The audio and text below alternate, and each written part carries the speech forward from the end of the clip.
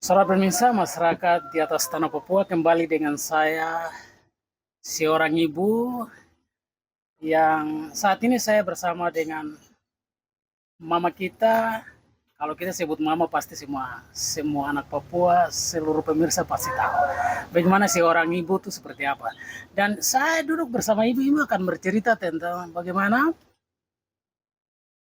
seorang ibu dia memiliki anak, tapi anak dari orang non Papua, di luar dari orang Papua. Bagaimana tanggapan Ibu setelah kami dengar di medsos di mana-mana orang berbicara tentang hak kesulungan. Hak kesulungan berarti dari seorang ayah atau bapak. Garis keturunannya memang jelas. Tapi satu hal yang sangat menarik hari ini saya sama-sama Ibu duduk. Ibu akan berkisah tentang ternyata ibu-ibu juga menjadi korban dari saudara-saudara dari luar. Korbannya seperti apa? Sehingga mau berbicara tentang hak sebagai orang asli juga, wah bagaimana? Tapi lebih jelas saudara pemirsa kita dengar ibu akan bercerita tentang apa perasaan seorang ibu di atas tanah Papua. Dan ibu ini bersuara dari Provinsi Papua Selatan, Kabupaten Merauke. Ibu ini berasal dari suku Mari. Ibu, Iya, seperti apa yang ibu merasa sebagai seorang perempuan yang menjadi korban dari saudara-saudara kita dari Nusantara atau saudara dari luar Papua. iya. Jadi baik, terima kasih waktu yang diberikan kepada saya. Saya di sini mewakili semua perempuan di tanah Papua yang melahirkan seorang anak, bapaknya dari luar. Nah, ini jadi hal penting yang sekarang jadi viral. Ya, Dengan adanya Otsus, eh, kami orang Papua meminta untuk keaslian, siap. untuk bagaimana bisa menjadi seorang pimpinan di atas negeri ini. Siap. Nah, saya berkutip dari situ, saya melihat bahwa memang sangat benar. Kita berbicara tentang keaslian orang Papua, yang artinya bahwa asli itu dia punya, dia mendiami suku-suku yang semenjak Tuhan Allah dia menciptakan tanah ini, dia sudah ada di atas tanah ini. Yang dia berkembang sampai hari ini kita ini. Itu yang dibilang suku-suku asli di atas tanah yang dia tinggal itu. Nah, itu memang tidak bisa diganggu gugat. Karena itu memang Tuhan sudah atur seperti itu.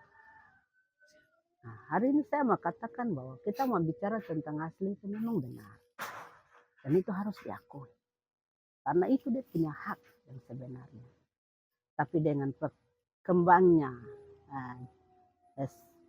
perkembangan yang sekarang kita melihat dengan adanya otonomi khusus untuk kami orang Papua, nah, ini menjadi satu persoalan besar. Nah, di sini ada perbedaan-perbedaan yang hadir.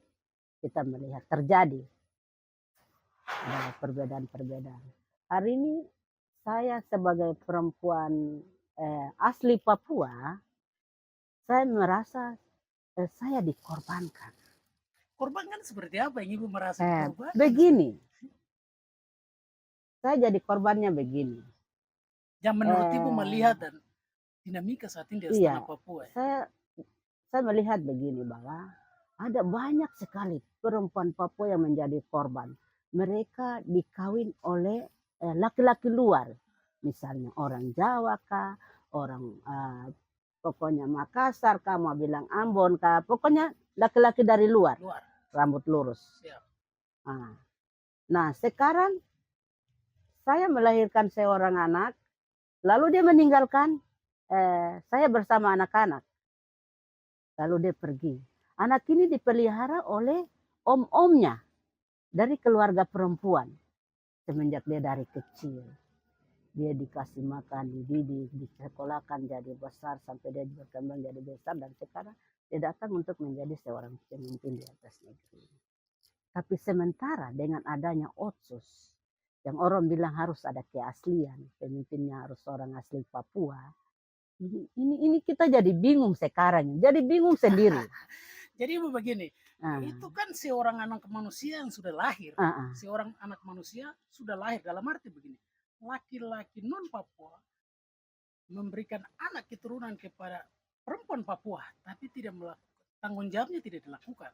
nah, Sehingga dibesarkan oleh om-om, ya, tete-tete, tante-tante iya, sampai anak ini yang bersangkutan sudah besar. ah, ah, Sudah besar, tapi secara adat memang tidak diakui karena dia sudah lahir secara anak manusia sudah lahir ini. iya, Prosesnya untuk dia bisa mengakui dia berdiri, dia harus tahu bahwa saya ini bapaknya mana, sehingga dia iya, harus tahu itu, dia harus lakukan koordinasi, dia harus menanyakan petunjuknya kepada om-om, iya, tante, bahkan tete, iya, sehingga dia harus mendapatkan petunjuk yang jelas sehingga dia iya, bisa diakui sebagai anak yang punya hak juga untuk bisa mendapatkan posisi yang diinginkan.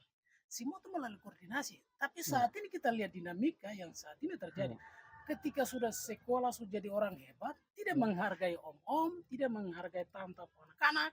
iya, Dan ini hal yang sebenarnya bikin susah diri sendiri. Jadi kalau yang tadi sudah besar, dan itu dibesarkan karena sudah jadi anak manusia. iya, Dan itu saya pikir ada solusi sebenarnya. iya, Tinggal dari yang bersangkutan, merasa diri bahwa benar, saya ini bapaknya dari luar. iya, Koordinasinya seperti apa? Itu yang harus iya, dilakukan. Tapi kenyataan hari ini iya, dibalik. Itu iya, tidak dilakukan. Maka tante-tante po anak, om kita sudah tidak hargai. iya, Dan saya pikir ini harus kita sama-sama jaga bahwa kalau kita lahir besar di istana ini, iya. kita sebagai anak Papua, kita harus tahu yang itu. Begitu Ibu, itu yang Iya, saya bisa jadi jawab. memang Menurut Ibu, sangat benar sekali dengan adanya aturan-aturan yang sudah dibuat oleh pemerintah. Memang ini sangat apa namanya bertolak belakang. ya, Banyak sekali persoalan ini kalau kita mau berbicara tentang apa ini ya aslian. keaslian orang Papua ini sangat banyak sekali. Jadi ini ada apa ini di antara kami Papua dan Papua ini bertolak belakang. Ini konflik ini. Jadi saya melihat saya perempuan Papua ini kalau saya tidak diakui, saya melahirkan seorang anak, lalu bapaknya tidak bertanggung jawab, dipelihara oleh saya sendiri dan keluarga saya. Ketika dia tidak diakui, saya sakit hati sebagai perempuan. Siap. Hati saya sedih, saya menangis. Terus saya ini siapa begitu? Saya ini mau dikemanakan? Siap. Tidak mungkin saya punya bapak Jawa, saya pergi di Jawa sana, saya diakui bahwa saya orang Jawa. Itu tidak mungkin karena dilihat dari saya punya ras ini sudah berubah. Saya punya kulit ini sudah berubah. Dengan demikian saya merasa bahwa kasihan sekali saya ini dikorbankan. Maksudnya tidak bertanggung jawab ini. Tidak bertanggung jawab artinya begini. Ini anak-anak yang kita lahirkan ini mereka dikucilkan. Sebenarnya tidak boleh, harus ada solusi-solusi bagaimana. Harus ada orang adat, orang tuanya yang membesarkan. Ini sebenarnya harus duduk bicara baik-baik ini supaya ada pengakuan tentang anak ini. Karena memang saya merasa bahwa, saya juga akan marah kepada keluarga saya atau saudara-saudara saya Papua yang lain. Kenapa saya tidak diakui? Saya ini tidak tahu dia bapak di mana. Saya ini sendiri membesarkan saya punya anak ini. Oke baik Ibu. Kalau seperti itu, sekarang kita lihat dari tahap mulai mendapatkan anak itu. Apakah ini diproses melalui adat pernikahan adat, atau diproses pernikahan gereja, atau memang di luar dari itu? Ini kan kita lihat, harus dilihat sisi yang itu. Kalau memang sudah diproses secara adat dan bapaknya meninggal, kasih tinggal anak dan pergi, itu kan secara adat ada diakui. Iya. Kalau secara agama sudah melakukan proses pernikahan dan semuanya, dan itu ditinggalkan, itu juga diakui secara pemerintah. Iya. Itu bisa dilakukan koordinasi. Iya. Tapi yang paling fatal, anak itu jadi, tetapi tidak melalui proses secara adat, nikah secara adat, nikah secara agama. Iya. Ini yang sangat fatal, itu yang memang, yang jelas secara perempuan marah lah, kecewa lah, saya sudah kasih besar capek-capek. Tapi semua itu pasti ada solusi. Semua itu pasti ada solusi. Solusinya kita kembali kepada adat, menanyakan kepada adat, setelah itu menanyakan ke pemerintah gereja dan proses hukumnya seperti apa. Itu bagi anak-anak yang tadi Ibu sampaikan seperti itu. Benar. Jadi itu memang harapan dari seorang perempuan Papua yang melahirkan gennya dari luar. Saya meminjam kandungan perempuan Papua. Nah ini perlu ada duduk bersama, jangan satu pihak yang duduk sendiri, tapi dari semua suku, tokoh adat, tokoh masyarakat, agama dan lain sebagainya ini harus duduk berbicara tentang persoalan. Dan memang ini tidak gampang. Ini kita sudah, saya boleh bilang ini sudah pelanggaran HAM ini. Saya secara pribadi memang hari ini saya merasa saya punya Sebagai perempuan. adik kakak, saya punya tanta, ditinggalkan oleh saudara-saudara dari luar, kebanyakan datang di Papuanya 1-2 bulan mungkin menjalankan tugas, kenalan dengan perempuan di sini, dia bikin anak, dia pergi, kita tahu saya sudah hamil. Melahirkan begini dia seorang anak rambut panjang pernakan. Nah, ini dilihat oleh umum orang, keluarga perempuan.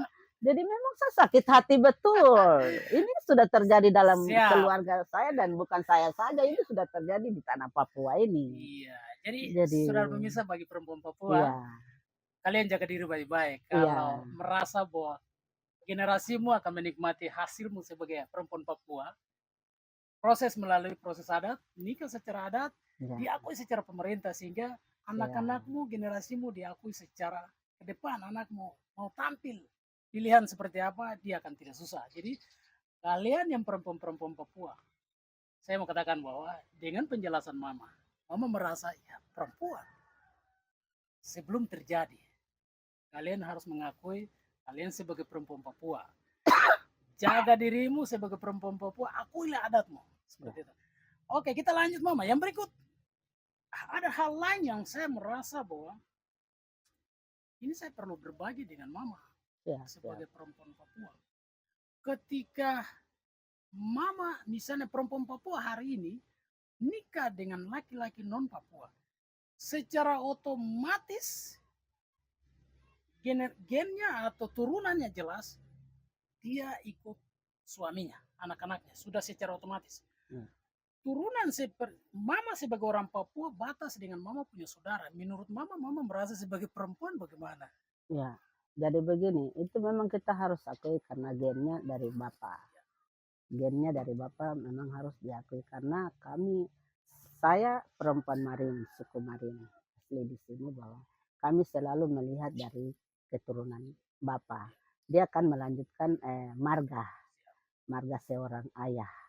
Misalnya saya marga Diken. Berarti saya marga Diken ini karena saya punya bapak Diken, maka saya juga Diken, begitu. Saya tidak bisa pakai marga mama, begitu. Itu adat, istiadat kami orang Papua dan lebih khusus di Tanah Marin. Tapi saya pikir semua Papua sama. Papua sama. Diikut aturan bahwa Iya. gennya menentukan kan seorang laki-laki yang Iya, mengasingkan. begitu. Turunannya darah yang mengalir. Jadi Iya. yang otomatis darah dia mengalir. Iya, Jadi walaupun perempuan hari ini orang Papua, tapi Anda sudah nikah dengan laki-laki non Iya. Papua, secara otomatis Iya. hakmu sampai di situ. Iya. Sebagai perempuan, hak sebagai Iya. orang Papua sampai di situ. Iya. Sebagai orang Papua, anak-anakmu tetap ikut bapaknya seperti itu. Jadi Itu memang aturan pemahaman adat. itu harus kita paham. Itu adat. Itu harus Itu paham. adat kami Gitu. orang. Jangan perempuan mengambil Iya, alih yang itu karena tidak bisa. anak-anakmu tidak punya hak Iya, lagi karena begitu. gen yang menentukan, Iya. darah yang menentukan. Seperti Tapi itu. ada juga yang begitu lahir nanti omong bilang, sudah kasih nama, saya punya nama sudah. Kasih nama misalnya Henrikus Gepse misalnya. Nah, sudah dikasih nama. Tapi dia pakai marga mama dari sejak dia lahir itu sudah dikasih nama. Nah, ini kan sudah otomatis setelah dia menjadi besar, dia akan terlihat juga kenal juga dia seperti apa. Pasti dia ada perbedaan antara yang asli dengan yang pernakan. Nah, itu kan pasti terlihat. Nah, tapi itu kalau dia sudah berubah begitu, itu juga menjadi satu pertanyaan, kenapa dia pakai marga Gepse begitu. Tapi itu yang tadi bilang, maka kita harus duduk kembali lagi dengan orang adat, dengan keluarga bersangkutan atau orang-orang di sekitarnya yang sudah hidup sama-sama bertahun-tahun dan semenjak dia lahir sampai sekarang dia menjadi dewasa. Mama, itu semua itu ada di orang tua atau masyarakat yang memang paham tentang adat, proses tahapan-tahapan adat dan sebagainya. Tapi yang menurut saya paham dan menurut pandangan saya, anak yang mau diakui secara anak adat itu ada tahapannya. Satu, kalau anak itu sebelum lahir dan diangkat itu proses adat yang bisa diakui. Iya. Itu bisa diakui, tapi saya Iya. tidak bisa, pemirsa, saya tidak bisa jawab di sini. Iya. Iya. Jadi prosesnya jelas, anak yang diakui walaupun dia non Papua, tapi dia diakui secara proses adat diambil. Itu bisa diakui. Iya. Itu bisa diakui, tapi nanti lebih jelas itu orang tua adat, masyarakat adat yang lebih paham Iya. gitu. Yang kedua, anak yang sudah besar lalu diambil. Secara otomatis dia tidak punya hak Iya, juga. memang benar. Secara otomatis karena dia sudah besar baru Benar. kita ambil. Iya, Anak orang betul. kita ambil. Itu Iya. secara otomatis Iya. tidak ada. Itu Betul. menurut pengamatan saya, Iya. tapi lebih jelas ada di Iya. masyarakat adat. Yang Iya. ketiga, setiap orang yang datang non Papua atau orang lain yang datang di atas tanah Papua lalu diberikan marga. Diberikan marga dan dibuat sebagai anak angkat. Dan otomatis dia tidak punya hak untuk Iya. mengatur di atas Iya. tanah ini. Benar. Dia cuma memiliki marga untuk dia bisa kemana-mana dengan marga itu. Tapi kita lihat kenyataan di atas tanah Papua terbalik. Iya. Tapi saya cuma kutip itu ya, saudara pemirsa. Yang lebih jelas, semua ini ada di masyarakat adat. Iya. Masyarakat yang paham tentang adatnya, proses adatnya seperti apa, sehingga diakui setiap orang, setiap individu atau kelompok menjadi orang asli Papua itu seperti apa. Itu prosesnya ada sebenarnya. Begitu Mama. Iya. Jadi itu yang saya perlu berbagi dengan Mama terkait seorang perempuan yang menjadi korban. Baik. Dalam arti kita yang melahirkan tapi kita punya hak tidak diakui. Sangat benar. Jadi saya mau terus terang begini, memang kami sebagai perempuan Papua yang menjadi kami sudah menjadi korban dari anak yang ditinggalkan oleh seorang laki-laki dari luar. Tapi yang jadi korban kedua lagi ketika kami tidak diakui bahwa tidak diakui bahwa saya yang melahirkan anak-anak ini, saya membesarkan sendiri, saya lebih sakit hati lagi. Iya. Nah, untuk itu saya berpesan kepada ini orang-orang adat, terus kita punya saudara-saudara tokoh adat, tokoh agama, dan lain-lainnya. Tolong duduk bersama-sama mencari solusi supaya ada keadilan di atas tanah Papua ini. Kalau tidak saya mau sampaikan begini, kalau tetap ini saudara-saudara tidak gampang. Saya sebagai perempuan saya mau katakan begini bahwa kita sudah menciptakan konflik di antara kita dengan kita. Dan saya mengakui begini, anak yang saya melahirkan bapaknya dari luar, tidak mungkin dia pergi di Jawa atau di mana saja. Orang lihat saja itu tidak mungkin diakui itu bahwa itu dia. Karena dia sudah berubah wajah. Rambutnya sudah berubah, kulitnya sudah berubah. Tidak mungkin dia ke sana baru bilang begini, itu orang Jawa. Tapi ketika dia sebut dia pakai marganya saja, lalu dia pakai marga orang di sini, orang Papua, baru dia ke sana. Tapi dia tetap orang Jawa, orang Makassar, baru sebut marga itu. Orang Papua kaget. Ih, kok bisa ya marga orang Papua? Nah, ini jadi suatu pertanyaan. Sekarang kita sudah hidup berdampingan ini, sudah kawin campur. Jadi ini yang harus diakui oleh masyarakat adat. Dibarengi dengan kehadiran MRP hari ini, MRP harus jeli melihat yang ini. Nah, itu. Untuk membahas dengan baik dan detail. Sangat sehingga benar. ketika ada diskusi-diskusi dalam MRP hari ini, MRP harus melibatkan masyarakat adat. Betul. Itu poin penting. Benar. Menghadirkan para tokoh-tokoh yang paham tentang adat, sehingga solusi ini mereka kasih tahu, sehingga sama-sama merembuki ini, sehingga terjadi solusi dan sebuah kesepakatan. Sehingga yang tadi Mama sampaikan itu sebagai perempuan tidak merasa seperti itu. Ini korban perempuan sudah jadi korban terus menerus ini. Jadi saudara pemirsa, ini cuplikan saya dengan Mama bercerita tentang seorang Papua, seorang Mama Papua, seorang anak-anak Papua, perempuan Papua menjadi terasa. Mama merasa bahwa bagian dari korban yang tadi Mama sudah ceritakan. Baik, yang terakhir saya mau berpesan apa yang saya sudah sampaikan itu kepada orang adat, masyarakat, tokoh agama atau pemerintah, tolong dipertimbangkan baik-baik. Karena ini kita sudah memasuki tahapan yang memang agak-agak rumit seperti itu. Jadi ini tidak segampang gampang-gampangnya yang kita bicara. Jadi saya mau bilang begini, kita orang Papua kita mintanya begini ke pemerintah pusat, harus asli-asli. Tapi dari sana lagi dorang bilang apa ini? Dorang kasih lagi ke sini harus asli-asli. Jadi kita sendiri jadi bingung. Kita orang Papua yang jadi bingung. Asli ini yang mana? Begitu. Jadi ini tolong dipikirkan baik-baik. Ini Siap. pesan terakhir ini. Dari pusat dorang bilang itu harus yang asli. Orang Papua asli yang harus menjadi pimpinan. Bupati, wakil bupati, gubernur, wakil gubernur harus orang asli Papua. Nah, di sini kami minta apa asli-asli begini loh. Yang pernah kan semua pada berteriak, baru saya ini mau dikemanakan. Solusi Nah, kembali ke ini masyarakat adat. solusi, tolong orang adat melihat jeli tentang ini. Persoalan seluruh tanah Papua harus duduk untuk berbicara tentang persoalan. Ini tidak gampang. Kami yang melahirkan seorang anak, bapak dari luar, ini sudah bertolak belakang dengan kami. Karena kami ini perempuan asli Papua. Kami merasa kami jadi korban berturut-turut. Jadi tolong diperbaiki itu. Siap. Jadi kalian tunggu, kami akan tampil di cuplikan berikut. Sekian dan terima kasih.